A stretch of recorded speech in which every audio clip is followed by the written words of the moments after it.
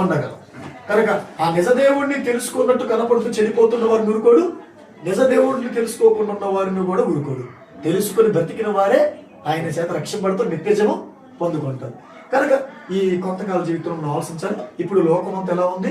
వ్యభిచారంలో ఉంది, అక్రమ సంబంధాల్లో ఉంది, మద్యములో ఉంది, డబ్బు కోసం నానా విధాలుగా చెడిపోతున్నారు, అన్యాయం చేస్తున్నారు, నరహత్యలు చేస్తున్నారు, పొరుగుబడి రాసిస్తున్నారు, దొంగతనాలు చేస్తున్నారు, లక్షగుండాలు తీసుకున్నారు. ఇంకా ఆ తర్వాత గర్వంధులుగా ఉన్నారు, అహంకారులుగా ఉన్నారు, ఇంకా దుర్భాషలు ఆడేవారు ఉన్నారు, అబద్ధాలు ఆడేవారు ఉన్నారు, కొండాలు పెట్టేవారు ఉన్నారు, కపటాలు చూపేవారు ఉన్నారు. నానా విధాలుగా మనిషి చెడిపోయాడు.